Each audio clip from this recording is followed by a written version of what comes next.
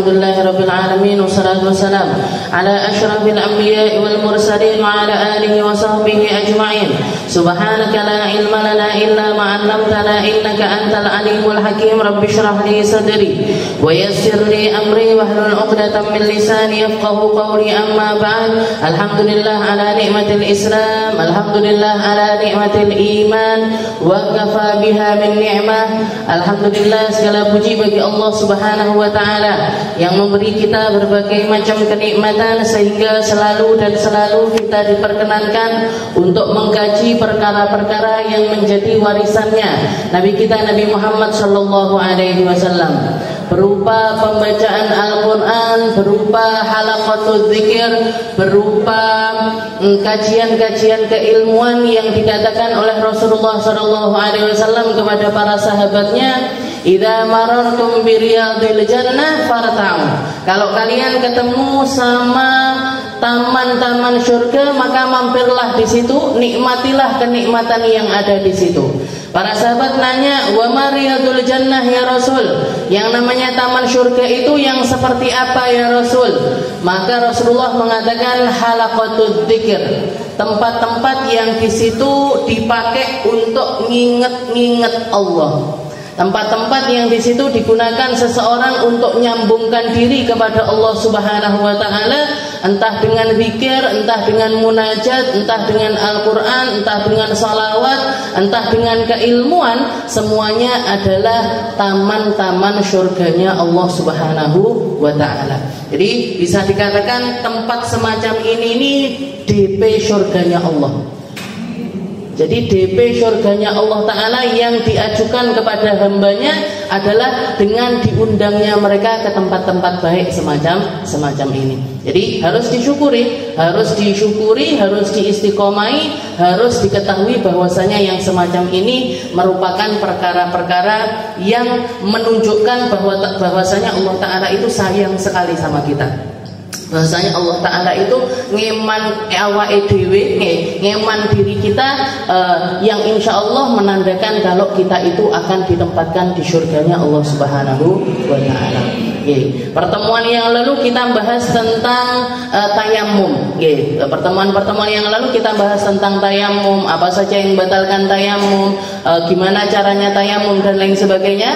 Tapi minggu ini kita akan mulai masuk ke dalam kitabul haid atau babul haid, bab yang membahas tentang haid. Dan perlu diketahui khusus untuk bab haid ini, bagi yang belum pernah belajar haid sama sekali, maka belajarnya jenengan ini hukumnya adalah wajib. Jadi salah satu keilmuan yang para perempuan itu harus memilikinya individual, nggak boleh, hukumnya itu bukan fardu kifayah dan juga nggak boleh taklidiyah, nggak boleh. Jadi bukan seperti hukumnya orang menghafal Al-Quran.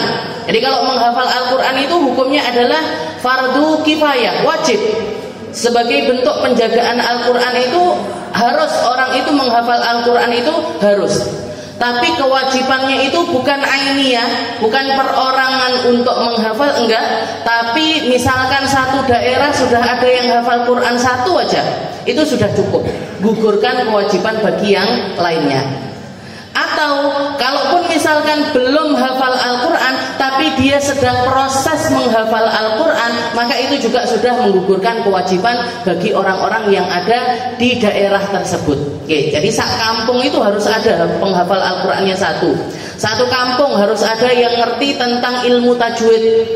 Satu kampung harus ada yang ngerti tentang ilmu faraid. Nah, itu ilmu-ilmu yang kalau misalkan ada satu orang yang sudah belajar, gugur kewajiban bagi yang lainnya. Tapi khusus untuk ilmu haid, terus kalau untuk wudu sudah wudu, tayamum, sholat dan lain sebagainya. Nah, itu kewajiban fardiyah ainiyah, per orang harus mempelajarinya. Tapi di satu sisi boleh dipelajari dengan mengikuti. Maksudnya gini, kayak misalkan jenengan wudu, saya nggak pernah Ustazah belajar di TPA, nggak pernah di TPQ, nggak pernah sekolah Islam juga nggak mengenyam saya, jadi nggak pernah belajar wudu, sholat yang benar-benar belajar ini hukumnya begini, nggak pernah. Tapi saya wudu dengan ngelihat abah saya wudu. Saya sholat dengan melihat abah saya sholat. Saya puasa dengan melihat orang tua saya puasa. Saya sholat jamak qashar, kalau bepergian bapak saya nyontohin hal yang semacam itu. Gimana ibadah saya ini benar apa enggak? Benar, dan hukumnya sudah sah. Hukumnya sudah sah. Tapi khusus untuk belajar haid, khusus untuk belajar haid bagi para perempuan itu enggak boleh melok-melok, itu enggak boleh. Ibuku koyo elek men saelingku 10 hari itu mesti sudah mandi. Nenekku itu kayaknya pokoknya 12 hari pasti sudah mandi. Nggak bisa. Kenapa? Karena kebiasaan haid tiap perempuan itu beda-beda. Ada yang biasa 6, ada yang biasa 7, ada yang biasa 3, ada yang biasa panjang 15 hari, 14 hari. Jadi tiap orang beda-beda, maka setiap perempuan wajib untuk mengerti tentang ilmu haid. Dan kewajiban awalnya itu ada di pundak para wali-walinya mereka. Jadi kalau walinya perempuan itu kalau masih anak kecil berarti bapaknya. Bapaknya wajib mengajarkan anak-anaknya ini tentang ilmu haid. Anak-anaknya yang perempuan khususnya. Anaknya yang perempuan itu wajib untuk diajarkan ilmu haid. Kalau bapaknya orang ngerti, kalau bapaknya orang yang ngerti tentang hal tersebut, maka dia wajib mengajarkan anak perempuannya tentang hal tersebut. Kalau misalkan bapaknya bukan orang yang ngerti, maka bapaknya wajib nyarikan orang yang ngerti tentang ilmu haid, mendatangkannya untuk ngajari anak-anaknya. Kalau juga nggak mau datangkan orang, nggak ketemu ini sopo sing iso ngajari, nggak tahu saya, maka dia nggak boleh mencegah anak-anaknya untuk datang ke kajian yang isinya tentang haid. Jadi kalau anak kecil berarti walinya bapaknya. Kalau sudah dewasa, sudah menikah, maka walinya adalah suaminya. Kalau suaminya sudah nggak ada, walinya adalah anak-anak laki-lakinya. Pokoknya perempuan itu selalu ada di bawah naungannya para laki-laki. Itu yang bertanggung jawab tentang keilmuan haid mereka, harus mengusahakan. Bahkan para ulama sampai mengatakan perempuan, misalkan suaminya nggak mengizinkan mereka untuk datang ke kajian yang di situ membahas tentang ilmu haid, maka istrinya boleh kabur. Bukan kabur ke Amerika, enggak. Kabur ngaji, kabur datangi majelis itu tadi, tapi juga habis ngaji langsung mulai, nggak keluyuran kemana-mana. Jadi kalau misalkan ada suami atau orang tua yang nggak mengizinkan anaknya ataupun istrinya ataupun perempuan yang ada di keluarganya ini untuk mengkaji ilmu haid, kalau ilmu-ilmu yang lainnya boleh, jangan akses lewat internet, boleh lewat YouTube, boleh lewat, itu boleh, bisa, jangan insya Allah paham lewat yang seperti itu bisa. Tapi kalau ilmu haid saya jamin nggak akan bisa, kecuali adep-adepan seperti ini. Jadi ilmunya harus memang berhadap-hadapan, dikaji dengan benar dan dengan runtut. Jadi boleh. Jadi kalau suaminya nggak ngizinin, itu nggak usah tokoh nggak ribet Aisyah, nggak boleh. Tapi ini lagi ngaji haid, terus pokoknya nggak oleh. Jangan delik-delik oleh. Ya tak ngeterne anak, tak belanja ini, tak belanja itu. Nanti ngaji dulu, habis ngaji ndang mulai tak pinggian. Ngaji bakso dhisik, terus foto, terus anu. Itu yang bikin suaminya marah, nggih. Jadi khusus untuk ilmu haid ini per orang harus tahu. Makanya bisa saya katakan ini mulai kajian hari ini ketika kita bahas haid, ini jenengan bukan lagi hukumnya sunnah, tapi hukumnya adalah wajib. Wajib itu apa? Kalau belum pernah belajar loh ya. Kalau sudah pernah belajar, ini untuk yang kedua kali apa yang ketiga kali, nggak masalah. Tapi kalau masih pertama kali, maka hukumnya adalah wajib. Kalau datang dapat pahala, nggak datang dosa. Bukan cuma nggak dapat pahala, tapi berdosa ketika kita nggak mempelajarinya. Jadi di sini para ulama mendefinisikan darah yang keluar dari rahim perempuan itu ada 3 macam. Jadi darah yang keluar dari rahim perempuan itu ada yang dinamakan haid, ada yang dinamakan nifas, ada yang dinamakan istihadah. Jadi ada haid, ada nifas, ada istihadah. Yang paling sering keluar yaitu haid. Yang kadang-kadang keluar, atau istilahnya kalau perempuan sudah menikah, habis itu mungkin hamil atau keguguran dan lain sebagainya, nah nanti yang keluar adalah darah nifas. Nah, kalau bukan di masa haid, bukan di masa nifas, kok ada yang keluar darah, maka darah itu namanya adalah darah istihadah. Nah, di haid, nifas sama istihadah. Cuman ada 3 ini aja. La rabi'alah, tidak ada darah keempat. Nah, tidak ada darah keempat. Jadi kalau misalkan dikatakan secara hukum, maka hukum darah ini hanya 3. Tapi Kak, saya pernah dengar Ustazah, ada yang namanya dam wiladah, darah kelahiran, darah yang keluar berbarengan dengan bayi. Kalau setelah keluarnya bayi baru namanya nifas. Tapi yang keluar sama bayi ini darah apa? Nah, yang keluar bersama dengan bayi ini darah apa?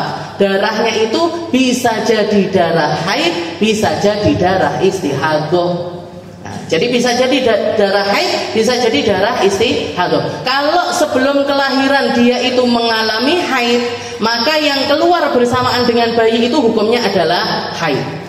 Tapi kalau misalkan enggak diawali dengan haid, maka yang bareng sama bayi itu namanya adalah darah istihadah. Kalau istihadah berarti gimana? Kalau istihadah berarti masih wajib sholat. Kalau wes kadung enggak sholat waktu itu, maka wajib diqadha. Saya kasih contoh nggih, biar ada bayangan. Jadi misalkan ada perempuan hamil 9 bulan. Nah, ada perempuan hamil 9 bulan, 5 hari sebelum melahirkan itu keluar darah, banyak darahnya, bukan cuma ngeflek, tapi darah keluar 5 hari sebelum melahirkan. Habis itu nyambung sampai lahiran.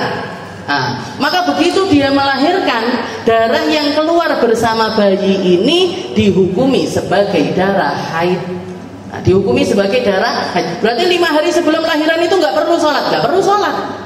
Karena perempuan haid, perempuan hamil di dalam madhabnya Imam Syafi'i bisa mengalami haid. Orang hamil itu bisa haid. Jadi 5 hari sebelum lahiran kok keluar darah, tidak usah sholat.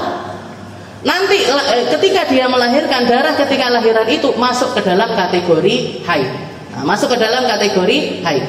Begitu bayinya lahir, maka darah yang selanjutnya dihukumi adalah nifas. Jadi yang 5 hari nggak perlu sholat, hari ketika lahiran juga nggak wajib sholat. Setelah itu nifas, langsung dibarengi sama nifas, itu juga nggak perlu sholat. Tapi kalau misalkan orang hamil, setelah itu 9 bulan menjelang kelahiran, itu nggak ada tanda-tanda sama sekali. Atau keluar Ustazah, tapi dikit sekali, flek gitu aja. Kalau dihitung nggak sampai 24 jam. Nah, kalau dihitung di total nggak sampai 24 jam. Setelah itu dia melahirkan. Nah, setelah melahirkan baru keluar darah. Gimana ini hukumnya?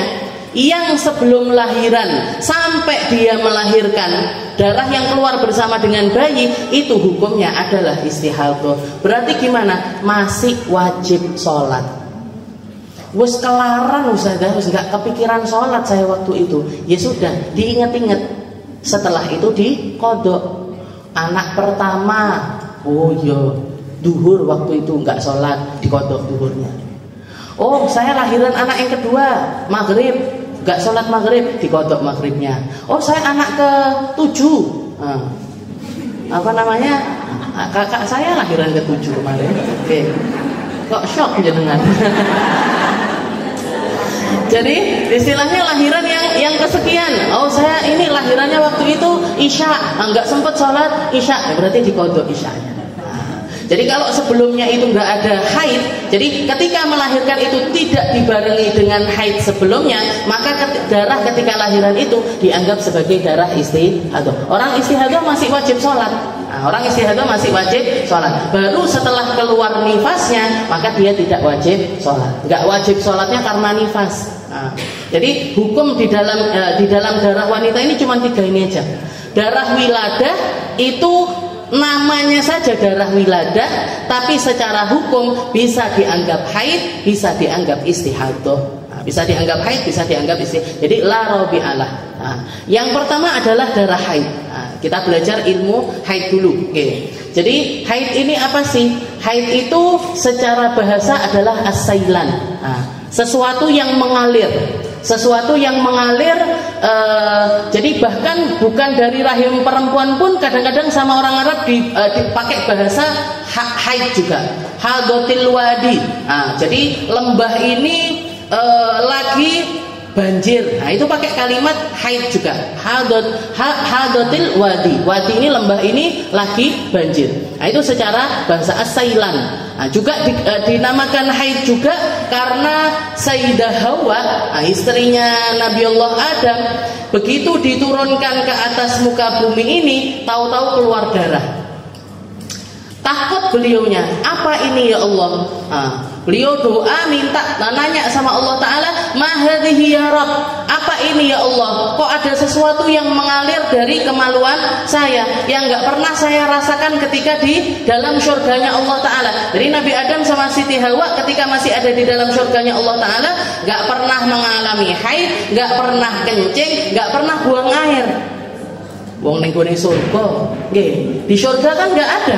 Memang keadaannya orang di dalam surga itu hal-hal yang qadurat semacam ini enggak terjadi.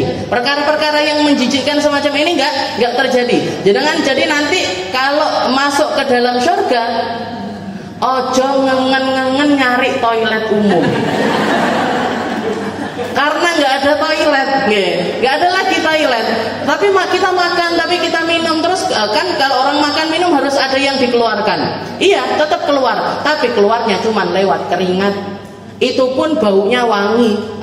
Itu keadaannya penduduk surga. Jadi di surga itu nggak ada yang namanya orang pipis, orang buang air, apalagi haid. Apalagi haid, nifas, istihadah nggak ada lagi. Maka Sayyidah Siti Hawa ini bingung, apa ini ya Allah? Kok saya keluar merah-merah ini apa?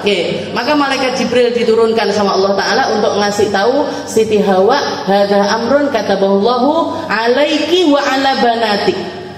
Ini adalah perkara yang menjadi ketentuannya Allah Ta'ala untuk kamu dan perempuan-perempuan dari anakmu.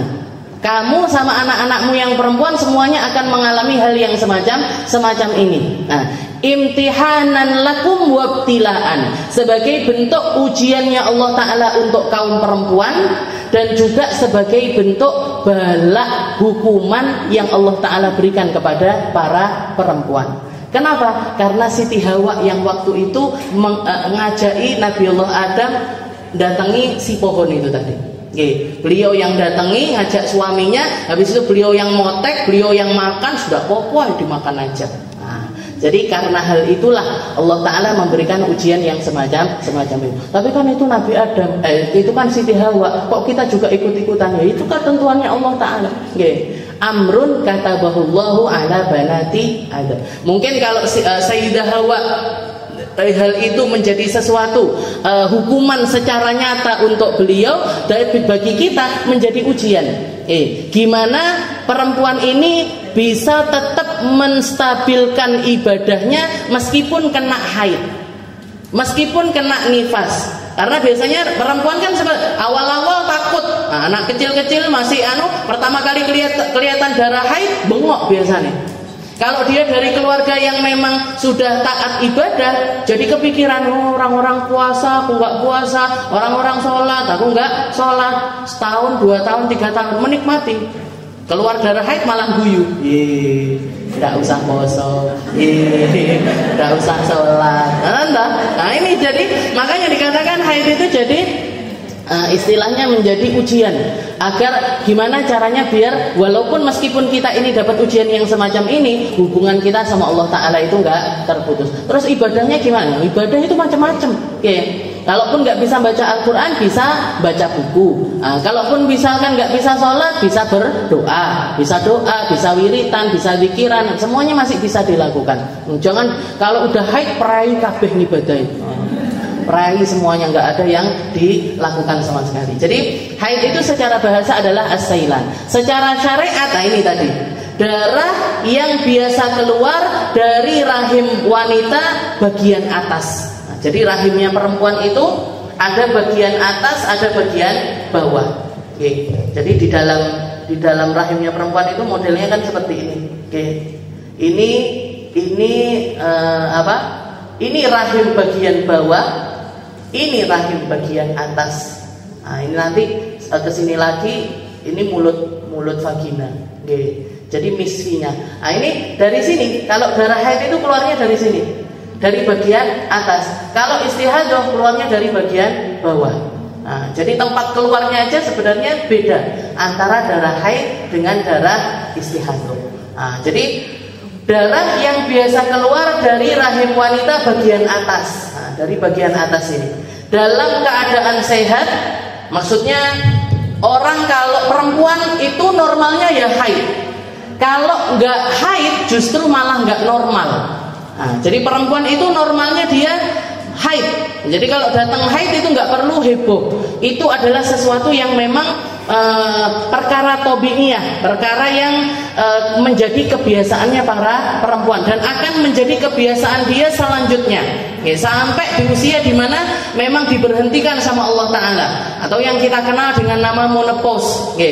Jadi nanti ada saatnya diberhentikan, ada saatnya datang, ada saatnya diberhentikan sama Allah Ta'ala. Jadi dalam keadaan sehat tanpa sebab ini maksudnya nggak pakai, bukan karena melahirkan.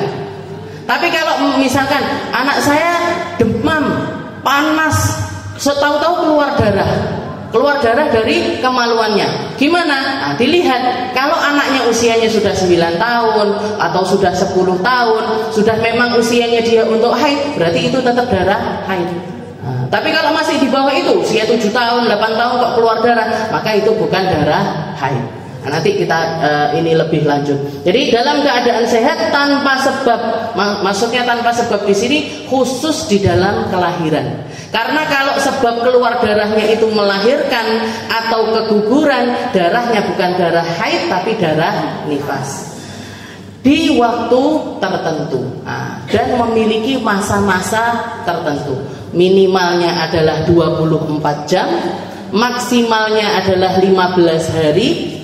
Kebiasaannya antara 6 sampai 7 hari. Jadi 6 sampai 7 hari itu rata-rata perempuan haid normalnya segitu. Dan normalnya itu biasanya 1 bulan sekali. Normalnya 1 bulan sekali. Jadi kalau misalkan dia haid 6 hari, biasanya sucinya 24 hari. Kalau dia haidnya 7 hari, biasanya sucinya 23 hari. Kalau dia haidnya 8 hari, biasanya sucinya 22 hari. Jadi 1 bulan itu biasanya 1 kali mengalami haid. Itu paling normalnya keadaan haid seseorang. Tapi tiap orang punya masa masing-masing. Setiap orang punya kebiasaannya sendiri-sendiri. Ada yang pendek 3 hari, ada yang panjang sampai 12 hari, 13 hari. Gimana? Gak apa-apa, gak masalah. Selama nggak sampai 15 hari 15 malam, maka darah itu tetap dianggap sebagai darah haid. Maka darah itu tetap dianggap sebagai darah haid. Dalilnya apa ini Ustazah? Kok ada haid ini didefinisikan seperti ini dan lain sebagainya, hukum-hukumnya dan macam-macam. Dulu di zamannya Nabi, ketika Rasulullah SAW masih ada di negeri Mekah, para sahabat itu nanya sama Nabi Muhammad, "Ya Rasul, innal yahud idza hadatil mar'ah lam yujami'uha wa lam yuqaribuha." Ya Rasul, orang-orang Yahudi itu biasanya kalau istrinya haid, anaknya haid, keluarganya yang perempuan lagi haid, mereka nggak mau deket-deket sama perempuan-perempuan tersebut. Dan mereka bahkan nggak mau menggauli istri-istrinya. Itu yang dilakukan oleh orang Yahudi. Tapi kalau orang Nasrani beda lagi ya Rasul. Kalau orang Nasrani nggak ada bedanya. Meskipun lagi haid diterjang aja. Istilahnya seperti itu. Terus fama naf'al, ini kita harus gimana ya Rasul? Melok Yahudi apa melok Nasrani di dalam ilmu syariatnya Islam. Maka ketika mereka nanya sama Rasul, turun ayat, yas'alunaka 'anil mahid qul huwa adzan fa'tazilun nisaa fil mahid wa la taqrabuhunna hatta yadhhurn fa idza tatahharna fa'tuhunna min haitsu amarakumullah. Jadi Allah Ta'ala mengatakan, mereka nanya kepadamu wahai Muhammad tentang perkara haid. Jadi para sahabatmu bertanya kepadamu tentang perkara haid. Katakan kepada mereka huwa adzan, darah haid itu adalah darah penyakit. Bukan perempuannya sakit, enggak, tapi darah penyakit yang memang harus keluar dari dalam tubuhnya para perempuan. Ya semacam kencing sama buang air. Nah, kalau orang nggak bisa kencing sakit, orang nggak bisa BAB sakit, orang nggak bisa haid juga seperti itu.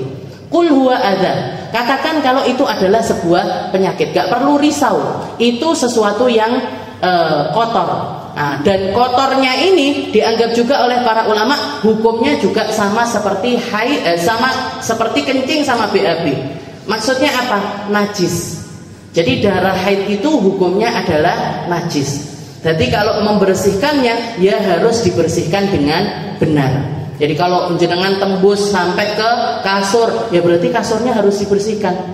Kena baju, ya bajunya harus dibersihkan. Kena lantai, ya lantainya harus disucikan. Kena karpet, ya karpetnya harus disucikan. Nah, jadi hukumnya sama seperti kencing, sama seperti BAB. Qul huwa adza. Setelah itu Allah Ta'ala fa'tazilun nisaa fil mahid, maka jauhilah para istri-istrimu ketika mereka dalam keadaan haid. Berarti apa? Enggak boleh digauli ketika haid. Di dalam hadis yang lain Rasulullah juga mengatakan, barang siapa yang mendatangi istrinya ketika istrinya dalam keadaan haid, atau mendatangi mereka dari bagian belakangnya, maksudnya dari dubur, jadi menggauli istrinya lewat dubur, faqad kafara bima unzila ala Muhammad. Dia telah menyalahi aturan yang Allah Ta'ala turunkan kepada Nabi Allah Muhammad. Bahkan dalam pakai bahasa kafir. Jadi orang yang melakukan hal tersebut itu hukumnya adalah dosa besar.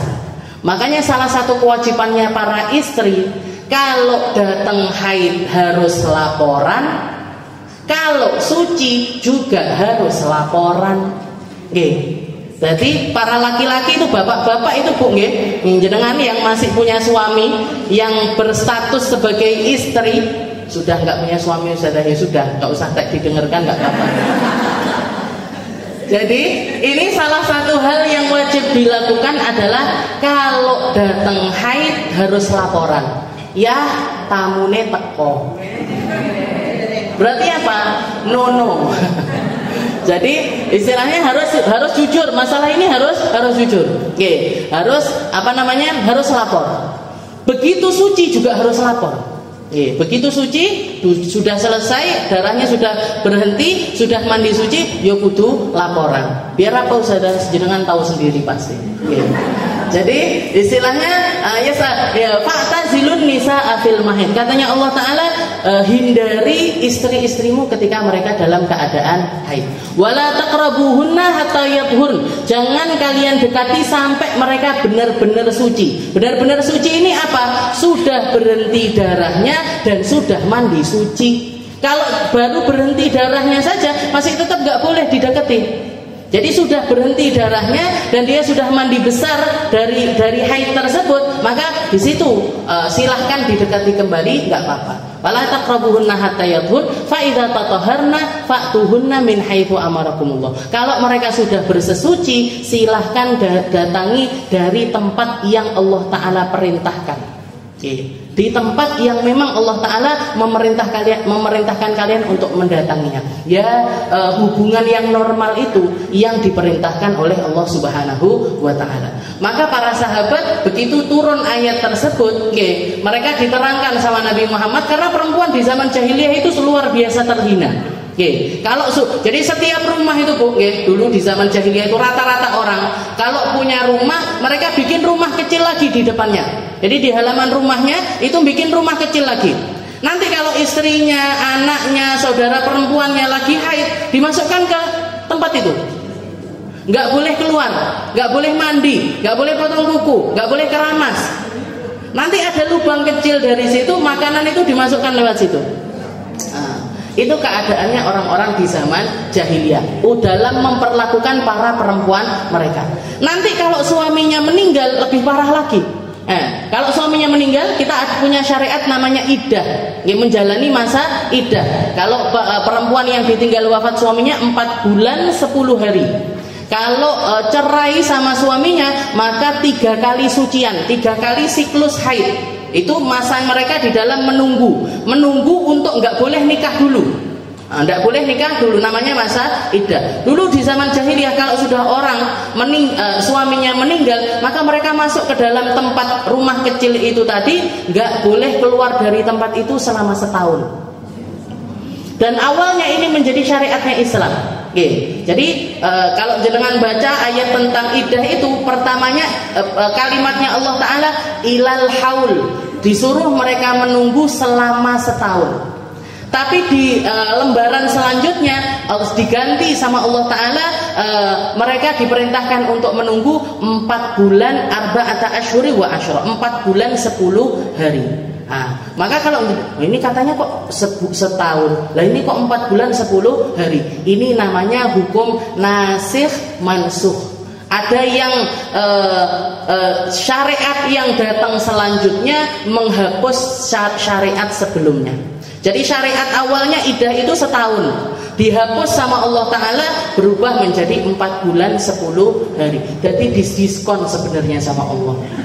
Sudah didiskon, banyak orang nggak mau mengamalkan. Banyak saya temukan perempuan-perempuan ditinggal wafat suaminya, seminggu wes tenis, sudah main tenis, sudah badminton lagi, sudah pergi ke Jakarta, sudah pergi ke Surabaya, sudah. Ini loh suaminya baru meninggal. Syariatnya itu 4 bulan 10 hari nggak boleh keluar rumah. Buat apa? Tahjian lahum, penyelamatan buat mereka, biar hatinya tenang dulu, biar keadaannya, biar hubungannya sama Allah Ta'ala ini baik lagi. Baik lagi. Kalau dulu masih ada suami, dia fokus di dalam khidmah sama suaminya, sekarang fokuslah menghamba kepada Allah Subhanahu wa Ta'ala.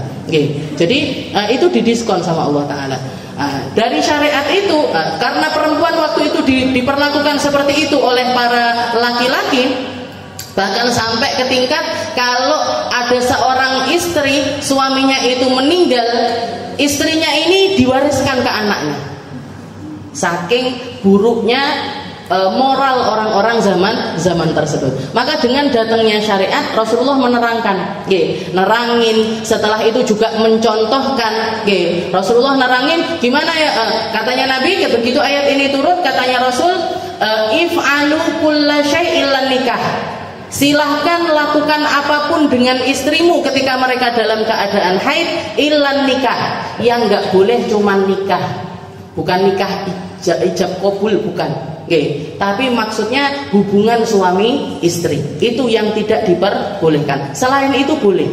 Selain itu diperbolehkan. Jadi tidur seranjang tetap boleh, sekamar tetap boleh, makan bareng tetap boleh. Di dalam hadis Sayyidah Aisyah itu banyak menceritakan, saya pernah duduk sama Nabi, makan bareng sama Rasul. Saya minum, ketika saya minum dari gelas seperti ini misalkan, jadi katanya Sayyidah Aisyah itu, saya minum, saya taruh gelas saya, diambil sama Nabi. Setelah itu Rasulullah nyari bekas tempat saya minum dari tempat itu.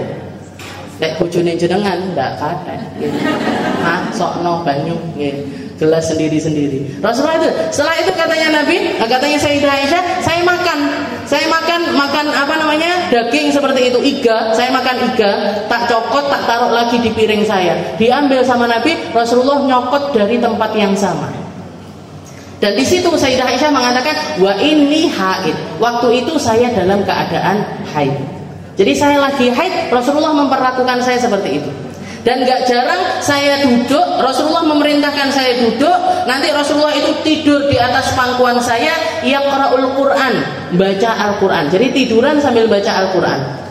Katanya Sayyidah Aisyah, wa inni haid, dan saya dalam keadaan haid. Berarti apa? Maksudnya katanya Rasul, biasa aja sama istrimu itu kamu ngapain aja kayak biasanya, nggak apa-apa, mesra-mesraan nggak apa-apa, makan bareng nggak apa-apa, ngobrol bareng nggak apa-apa. Kalau orang Yahudi, mereka lam yukallimuhun, nggak mau ngomong sama orang haid, nggak mau satu meja makan dengan orang haid, bahkan nggak mau satu atap dengan orang perempuan yang haid. Dikeluarin, ditaruh di kandang itu tadi.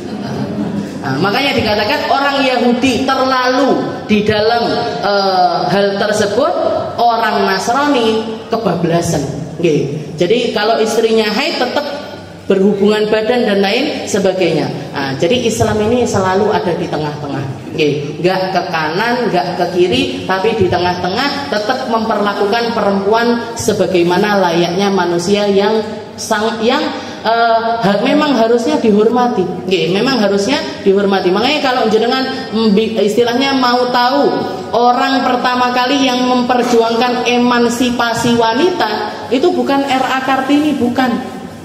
Itu bukan orang-orang barat, bukan, tapi Nabi Muhammad Sallallahu Alaihi Wasallam yang bukakan jalan untuk perempuan dalam segala hal, dalam segala hal, di dalam penutupan aurat mereka, di dalam muamalahnya mereka dengan suami, di dalam pendidikan dan lain sebagainya. Itu yang bukakan pertama kali adalah Rasulullah Sallallahu Alaihi Wasallam. Rasulullah itu setiap kali sholat, Bu, yang didatangi setelah selesai sholat, yang didatangi safnya perempuan. Didatangi dingok, ibu-ibu ini dingok.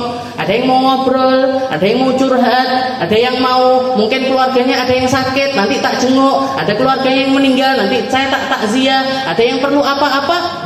Bahkan Rasulullah sampai ke tingkat menanyakan, ada yang mimpi sesuatu enggak? Silahkan ceritakan sama saya. Ki bojone dhewe enggak pernah nanya, bangun tidur, kamu mimpi apa? Enggak pernah.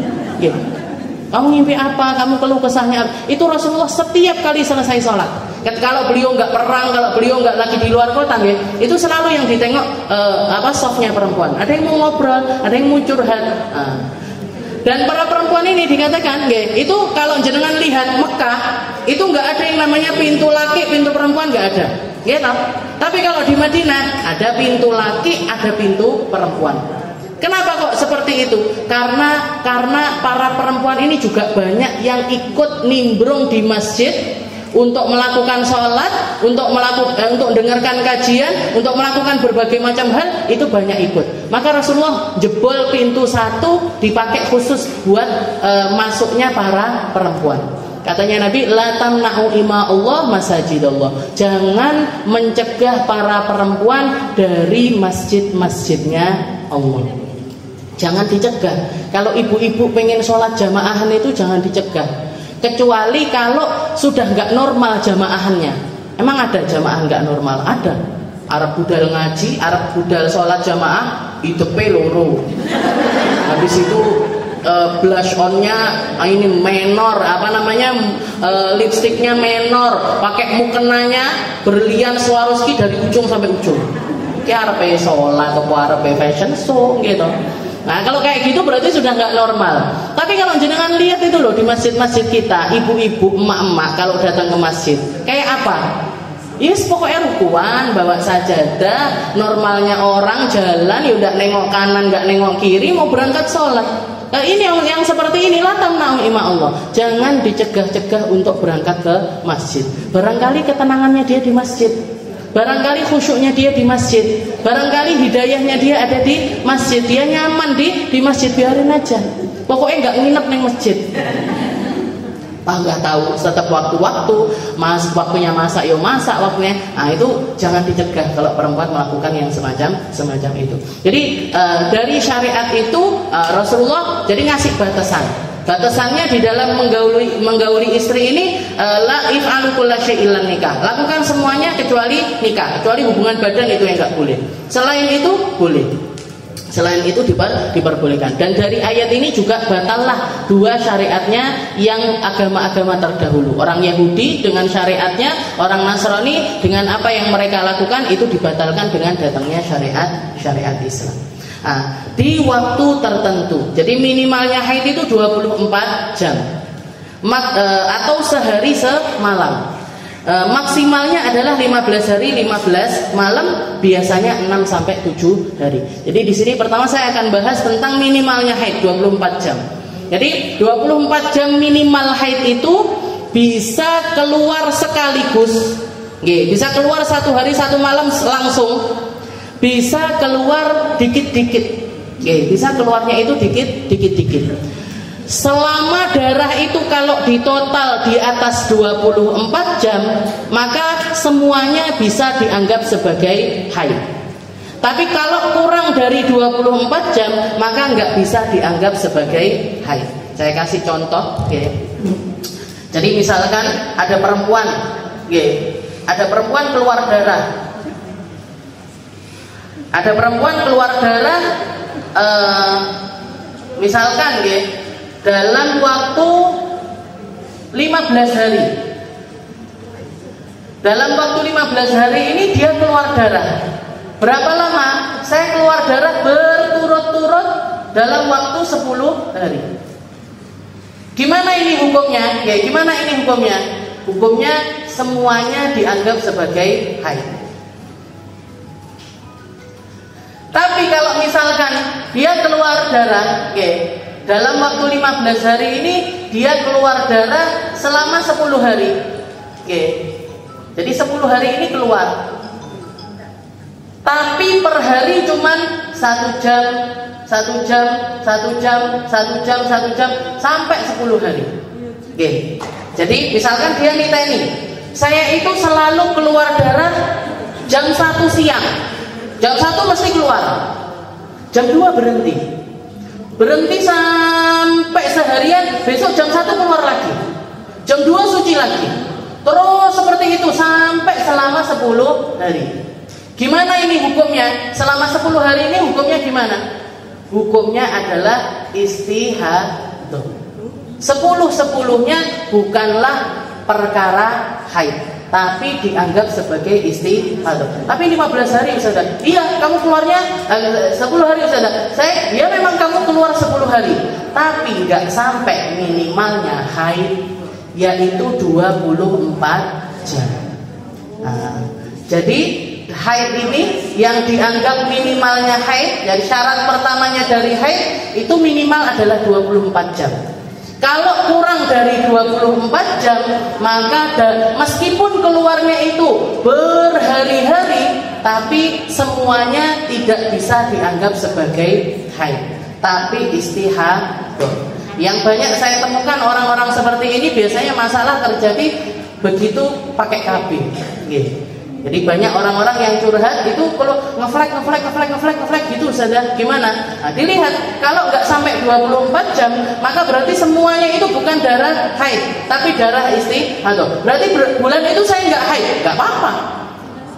Perempuan itu minimalnya suci 15 hari. Tapi nggak ada maksimalnya suci. Mau dia suci sebulan kah, 2 bulan kah, 3 bulan kah, setahun sekalipun dia suci, nggak ada masalah. Jadi berarti ini gimana? Kalau kadung nggak sholat gimana? Sudah dikodoi 10 hari. Nah, makanya para ulama itu berbeda pendapat. Kalau lagi dalam keadaan seperti ini, kita lagi sucinya boleh sholat apa enggak? Ada yang mengatakan boleh sholat, ada yang mengatakan nggak boleh sholat. Dan kalau saran saya, kalau kejadian semacam ini, di saat keluar darah nggak usah sholat, tapi kalau sudah berhenti darahnya, sholat aja. Nah, jadi kan dia nih jam 1 keluar, jam 2 berhenti Ustazah. Ya sudah, itu bahkan masih sempat sholat duhur, masih sempat sholat asar, masih sempat maghrib, isya. Nah, itu sholat aja. Jadi di waktu nggak keluar darah, sholat saja. Ketika keluar darah, silahkan nggak sholat.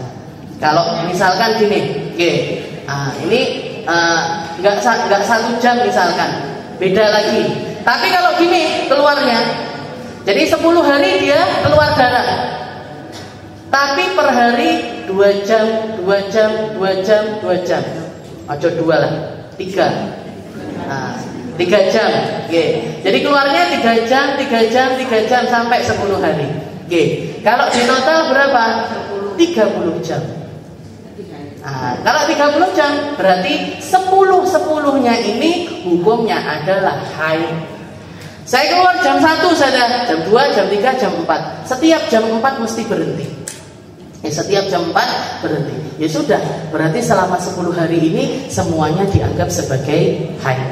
Tapi kalau kurang dari ini, maka hukumnya adalah istihadah. Keluarnya 2 jam, 2 jam, 2 jam. Nah, berarti nggak bisa.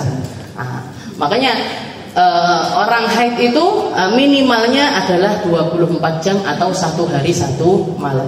Mau keluar secara langsung ataupun keluarnya itu sedikit, kalau di total 24 jam maka hukumnya haid.